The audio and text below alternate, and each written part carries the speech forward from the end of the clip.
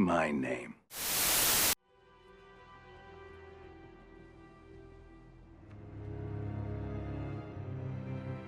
When I sit down and watch Game of Thrones, the inner nerd in me gets unreasonably excited with all the possibilities of what could happen. Who teams up with who might die next, who could possibly rule Westeros if that is at all a possibility. And only recently I thought to myself is, why do I get myself so excited whenever this TV show comes on? I mean, it's just a TV show, so why does it feel like more than that?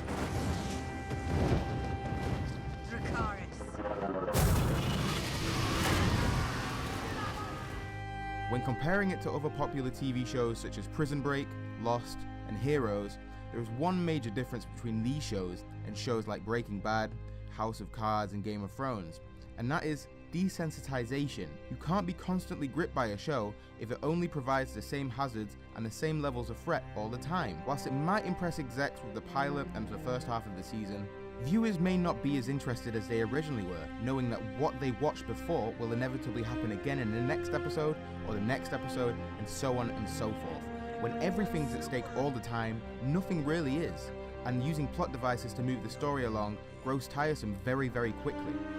This so-called plot exhaustion is the reason why so many shows have a great start, and have such an unceremonious ending, seemingly being cancelled or having to wrap things up in a 2-hour film. Look at the draw that you're in here with Lincoln. Getting outside these walls, that's just the beginning. We have to go. Tonight. Michael, we're ready to get you out. The TV shows that manage to get critical acclaim and have seemingly every person in the world talking about them rely on escalation over the course of multiple seasons to ramp up the tension and really grip the viewer. A prime example of this is Breaking Bad. You look at Walter White's temperament in an episode of season 1 and then switch over to an episode of season 5. Whilst they may look the same, his personality has changed in such an extreme way that he's unrecognizable. Everybody wins. This is due to him having experienced situations of steadily increasing dangers and hazards and becoming more familiar with them, and we as a viewer have become more accustomed to it, truly creating a three-dimensional personality that can be relatable all the way through the journey. The sense of comfort is ripped away as the show continues until there's nothing left. Despite the environment remaining the same, it's the character's grip on normality that is slipping. What the hell is wrong with you? We're a family!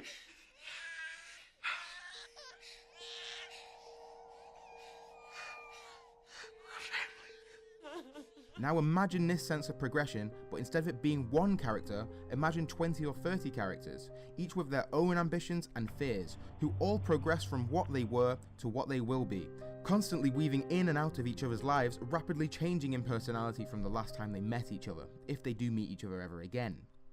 The usage of character-driven plot provides a much more uncertain outcome for an episode, as there are so many more factors at play due to the complexity of the characters. What's their current mood state? What are the ambitions of the character? How motivated are they? Does their past affect their future actions? Intrinsic emotions define the character as well as the environment, not just solely the environment. If you're in a depressing environment, you're going to be a significantly different person because of it afterwards. And a good example of this would be Jaime Lannister before and after he was captured. It changes the mentality of a person, altering their priorities, even after they're taken out of that environment. But in Prison Break, Lincoln Burrows is seemingly unfazed by the fact that he was nearly electrocuted in Fox River. He doesn't even bring it up again, and seemingly performs tasks that may place him back on death row like he forgot he was ever there in the first place. This lack of relatability also makes it a bore for the viewer, as we don't see this character as a person, but as a character just going from storyline to storyline without any repercussions or consequences to their actions. This all plays a huge factor into when plot devices are used, not as a crutch to carry the episode, but to create a character-defining moment, such as the Starks retaining Winterfell and the massacre at Hardhome, both featuring Jon Snow right in the thick of all of it. Both are battles, yes, but in the context of the show, both are wildly varying contexts, with the main objectives being regaining Winterfell and saving his half-brother Rickon, with only half coming to fruition due to Ramsay Bolton's character traits never truly allowing Rickon to leave the battlefield alive. But at Hardhome, the wildlings are on the receiving end with no real awareness that it's ever going to happen until it's too late. So yes, they are both battles from the outside, but looking in, they provide so much more emotional depth due to the characters involved in them, creating varying degrees of victory. The effect of showing characters failing is an underutilized tool in TV and filmmaking, but George R.R. Martin understood this, and this is one of the major focal points of his books. I mean, it's like a mourning process. So, but the story makes its own demands, and you have to follow the story. Rapidly contrasting the mundanity of will the hero escape or die trope when the hero's name is clearly in the title, removing all tension. What other shows tend to do is the next best thing and kill off a secondary character and let the main character react to this.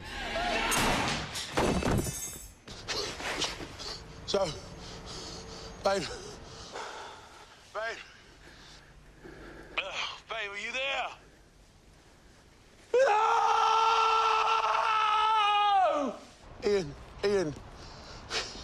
Ian, what have you done? Ian, I will kill you. I will kill you. If you've hurt Zoe, I will kill you. I swear, I will kill you if you've hurt Zoe, Ian. But with a main character dying, their story arc dies with them, and so do your hopes and dreams. For the watch. But it also forces you to pay attention to the remaining characters, as they are all seen as expendable as each other, creating a huge amount of uncertainty for any viewers watching, and pretty much giving you a compelling reason to watch until the ending because you have no idea who's going to be present when the finale comes around. This sense of escalation obviously comes with a price. A show similar to this has been created with the end in mind from the very start, but it's shows that desperately cling on to mediocrity and go on for multiple years that, somehow, end with no resolution, compared to TV shows that burn for half as long, but they also burn twice as bright.